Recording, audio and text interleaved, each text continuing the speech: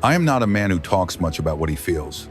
Margaret used to say I express myself in circuits and load-bearing walls. She wasn't wrong. I spent 37 years as an electrician, not the kind who shows up and swaps out a breaker. The kind who reads a building the way other people read a book, who can tell you where the stress is before anything shows on the surface. I know what things cost.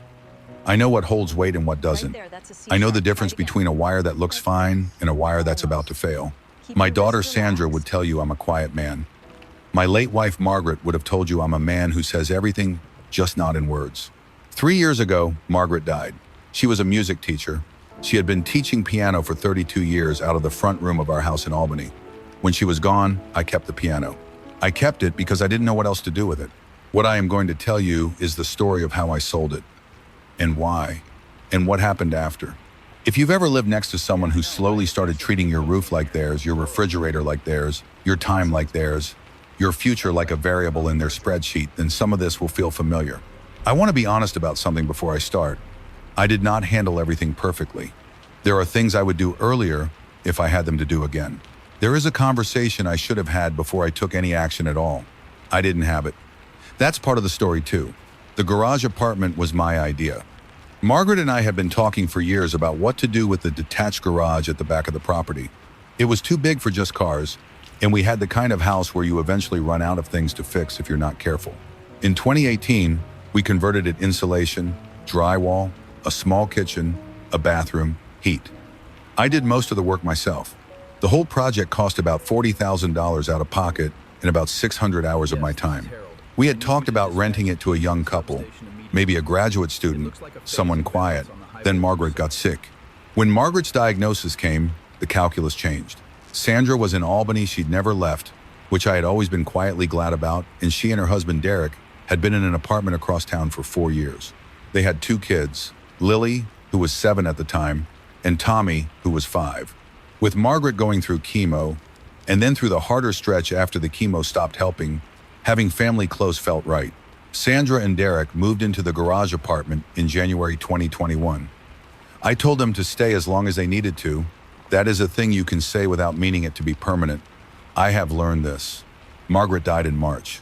Sandra and Derek stayed through the summer because of the kids' school year. Then they stayed another year because the housing market was insane. Derek's work-from-home setup was working out well in the garage, and Lily had just made a friend in the neighborhood. Then another year because Tommy had started Little League on the field 2 blocks away. When I'm telling you this story, it has been 4 years. In 4 years, I paid the utilities for the garage apartment because they had asked me, early on, if it was okay if they used my account for the sake of simplicity. I said sure. Simple turned into permanent. I had been paying their electricity, heat, and water since January 2021, around $800 a month, sometimes more in winter. Derek stored his work equipment in the garage space that he didn't use for the apartment itself, filing cabinets, a printer, several boxes of what he called supplies. It took up roughly a third of the remaining garage. I had no room for my truck in bad weather. I watched Lily and Tommy most afternoons when Sandra was at school and Derek was on calls. I picked them up, made them snacks, helped with homework. Lily had started learning piano on Margaret's Steinway upright. Sandra had asked if I minded. I said I didn't mind. I didn't mind, I want to be clear about that. I loved those afternoons with Lily and Tommy. That part was never a burden. The rest of it had been accumulating in a way I hadn't fully accounted for. In November, this past November, 2.5 years after Margaret died, I was in the side garden late in the afternoon doing something I shouldn't have been doing given the cold, which was pulling up the last of the dead tomato stakes before the ground froze solid. The garage door was open. Derek works from home on Fridays. I could hear him on a call, the way you can hear things when the air is cold and the sound carries. I was not trying to listen. I heard Derek say, "She's not going to push back. She never pushes back on anything." I stopped what I was doing. The call continued. I heard him say something about the property situation. I heard him say, "He's getting slower. You can see it. The roof's going to need work in a couple years. And honestly, if we start thinking about this now, by the time anything actually happens, it'll be a smooth transfer. Then, it goes to Sandra anyway, eventually. We just need to be thoughtful about the timing. He wouldn't even notice if we just started making some decisions. He wouldn't even notice." I stood there for a moment with a dead tomato steak in my hand. I pulled the rest of the steaks up. I went inside. I hung up my jacket. I washed my hands at the kitchen sink the way I have washed them after work my entire life, the knuckle-by-knuckle way Margaret used to watch and say, I was the only man she knew who washed his hands like it was a religious practice. I went into the front room and sat down at Margaret's piano. I do not play. I have never played. In 32 years of living with a music teacher, I never learned a single piece beyond Mary Had a Little Lamb, which Margaret had taught me as a joke in 1993. I sat at the bench. I put my hands on the keys without pressing them. The keys were cold. The room was getting dark. Lily had been practicing a piece called For Elise. She could get through the first 8 measures with only one mistake. I had heard it probably 50 times in the past few months. I sat there for a while. I am going to tell you what I was not feeling, because I think it matters. I was not feeling rage. I was not feeling the specific hot clarity of someone who has finally been pushed far enough.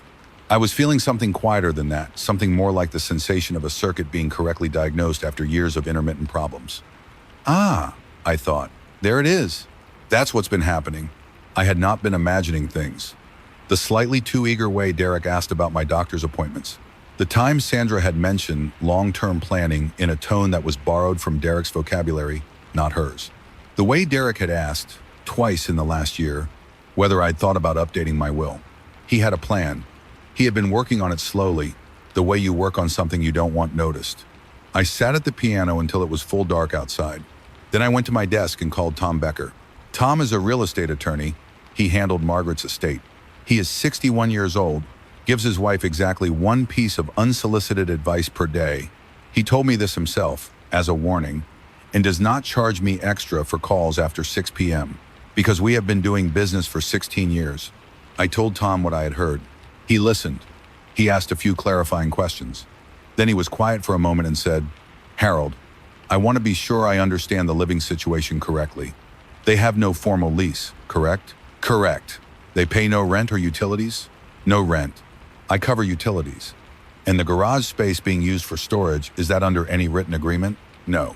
He said, all right, give me a couple of days and I'll have some options for you. I said, I want this done correctly, not fast, correctly. He said, I know you do. I want to tell you about the 3 weeks between that phone call and when I took any action, because I think the 3 weeks are the part of this story that people don't tell. I kept everything exactly as it was. I picked up Lily and Tommy from school. I made them snacks. Lily was going through a phase of wanting apple slices with peanut butter. Tommy wanted crackers and cheese, every day, without exception. I helped with homework. I watched a man named Derek come and go from the garage apartment, carrying his coffee, logging his calls, parking his car in a spot that made it difficult for me to get to my toolbox, and I treated him the same way I had always treated him, cordially, with a specific brand of patience I reserve for people I have decided not to think about too much. What I was doing in those 3 weeks was this. I was making sure I had heard what I thought I had heard. I listened differently after that. I paid attention to the things that had been background before. The way Sandra would sometimes start a sentence about the house and then redirect. The way Derek would occasionally say when this place gets some updates, as if the updates were already scheduled. The way they had, at some point in the last 2 years, begun referring to the property as the family place as if it were already a shared asset and not my home. My home. That needs saying plainly. I bought this house with Margaret in 1993. We paid it off in 2014. Margaret's name was on it until she died. And then it was mine alone. I am 68 years old. I am not confused. I am not declining. I have a full blood panel every 6 months, and a cardiologist who says my heart is the heart of a man 15 years younger, and a dentist who seems personally affronted by how well I floss. I am not confused. What I was, for 4 years, was generous. And at some point, I cannot tell you exactly when generosity had been reinterpreted as weakness. Not by Sandra, I don't think. Sandra had been made to see it that way. That distinction matters to me. It changed what I did next. After 3 weeks, Tom Becker had the paperwork ready.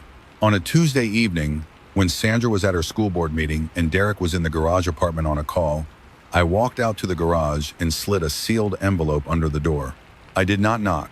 I did not wait for a response. I went back inside and made dinner. The envelope contained 2 documents, a formal 6-0-day notice to vacate, prepared by Tom in compliance with New York State landlord, tenant law, and an alternative document of formal lease agreement for the garage apartment at the current fair market rate of $1,400 $400 per month, with standard terms and conditions.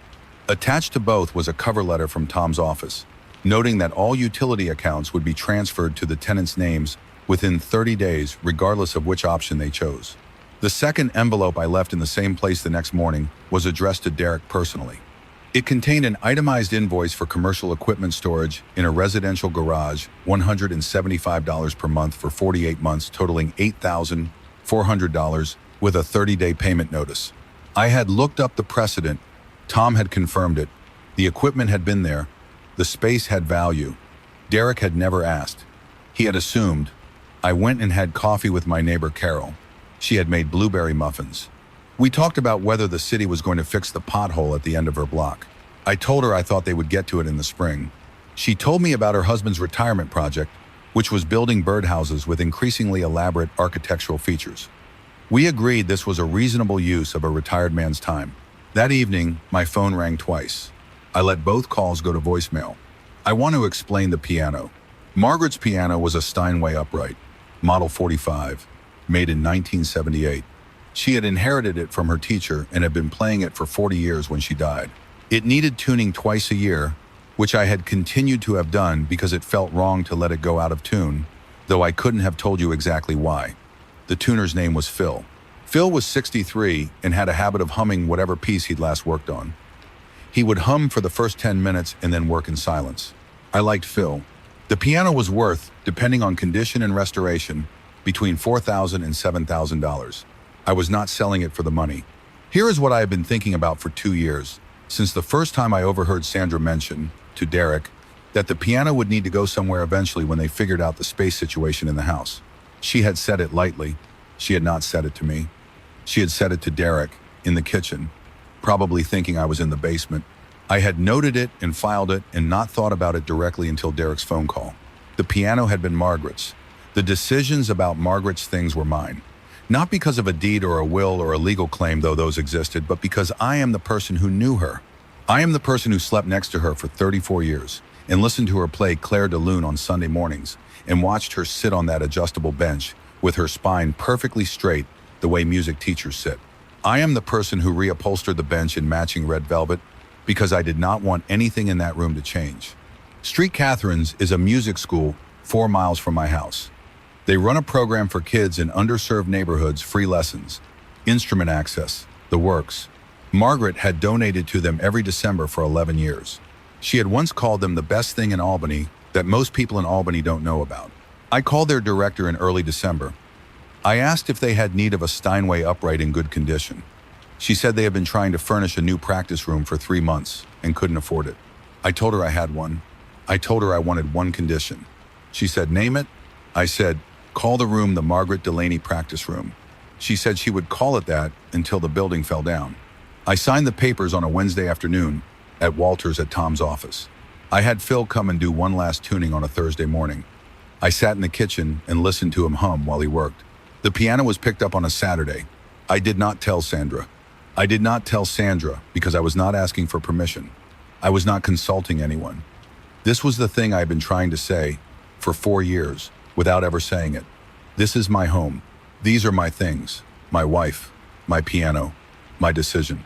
The notification came in a December newsletter from Street Catherine's, a single paragraph, midway through the 4th page, describing a recent gift from longtime supporter Harold Delaney. The Margaret Delaney practice room is now open and welcoming students. We are deeply grateful. The newsletter went out on a Tuesday. Sandra called me Wednesday morning at 7:53. She said, "Dad, the piano." I said, "Yes." She said, "Why didn't you tell me?" I said, "I didn't need to tell you, Sandra. It was mine to do with as I chose." She was quiet. Then she said, He's been calling the attorney this morning about the storage invoice."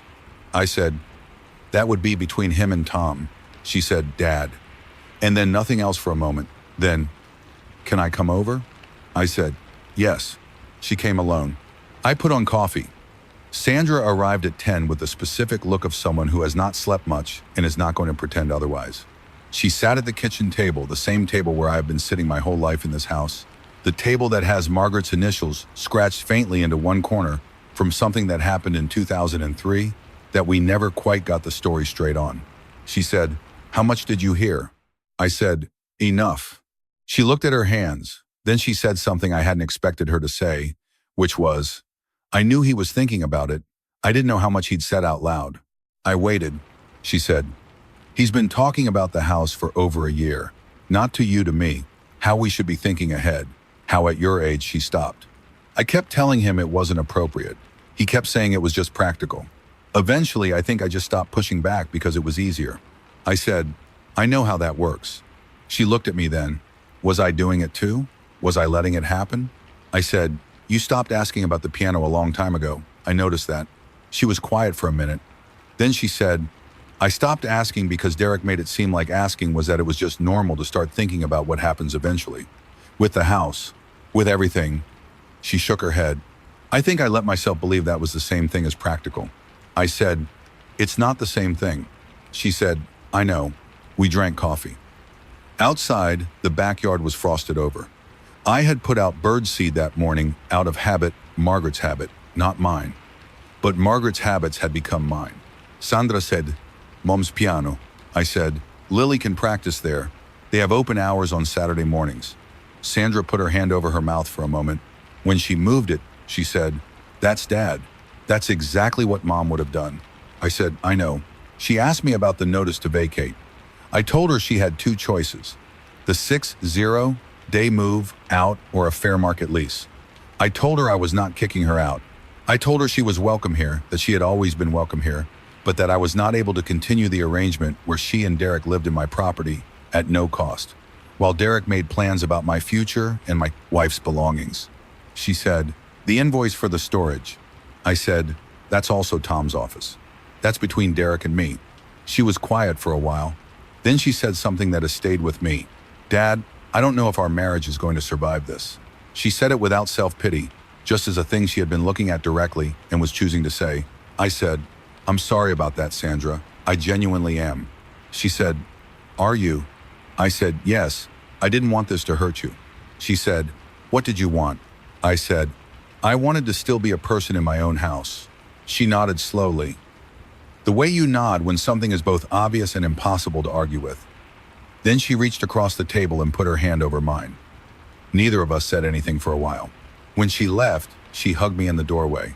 She held on the same way she used to hold on when she was 9 years old and I was going somewhere for a few days and she didn't want me to go. Sandra and Derek signed the lease. They had looked at rentals in the area, at their combined income, at what life would look like on the outside, and they had signed the lease at $1,400 a month with a standard 12-month term. Derek paid 2 months of the storage invoice up front and negotiated the rest as a payment plan through Tom. He did not come to discuss this with me directly. That was his choice. The utilities were transferred to their names in January. Sandra came inside for dinner twice in February. We talked about Lily's piano lessons at Street Catherine's. She had been twice already and came home talking about it both times. We talked about Tommy's Little League team getting a new coach. We talked about a book I was reading, which was a biography of Nikola Tesla that Carol had given me for Christmas and which was turning out to be extremely good. We did not talk about Derek very much. That was Sandra's choice, and I respected it. Sandra and Derek are still together. I want to be honest about that because I think these stories tend to resolve more cleanly than life actually does. They are together, and it is clearly more difficult than it was, and I do not know what it will look like in a year.